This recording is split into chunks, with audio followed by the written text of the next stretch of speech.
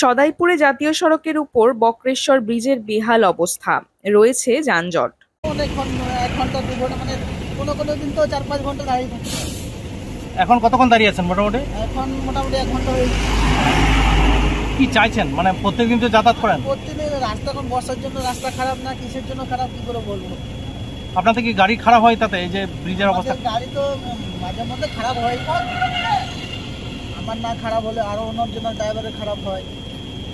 আমরা যাবো একটু তারাপীঠ ঘুরতে, এই যে অবস্থা এটা তো আমাদের মানে কি বলবো লজ্জার বিষয়। গোটা রাস্তা জাম ধরুন, এইটা বলছি এলাকার মানুষকে বলছি যারা এখানে প্রশাসন লেভেলে আছেন এবং যারা এখানকার মন্ত্রী বলুন এমএলএ বলুন যেই বলুন, এই রাস্তাটা দেখা উচিত মানুষের। আপনাদের কি হয়েছিল গাড়িটা? আমাদের গাড়িটা এই ব্রিজের সামনে এমন মানে নালা সুন্দর হয়ে গেছে, পুরো আটকে ছিল গাড়ি, আটকে ছিল প্রায়। গাড়ির অবস্থা খারাপ, পিছনে একটা বার্নার ভেঙে গেছে এবং এত পরিচ্ছন্নী মানুষ আছে এখানে, প্রায় 200-300 গাড়ি দাঁড়িয়ে আছে। মানে বীরভূমে এসে কি এরকম রাস্তা দেখবেন ভেবেছিলেন? না ঠিক বীরভূম এত ভালো জায়গা, এই রাস্তা দেখবো এটা তো আমাদের আনএক্সপেক্টেড লাগছে। এটা তো জাতীয় সড়ক। জাতীয় সড়ক অবশ্যই।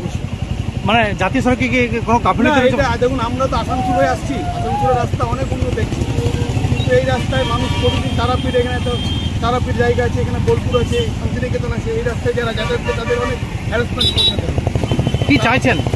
কি বলবেন প্রশাসনকে? আমরা প্রশাসনকে বলছি এবং আমরা মনে করি যে মাননীয় দিদি এটা একটা দৃষ্টি আকর্ষণ করুন, এখানে এমএলএ এমপি যারা আছেন তারা এসে দেখুন যে কি অবস্থায় মানুষ যাতায়াত করছে।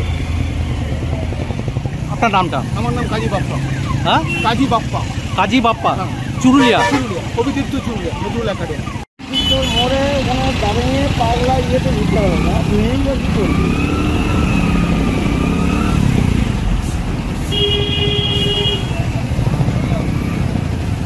যাবে না, ঢুকে পর রাস্তাটা জাম করছেন আপনি।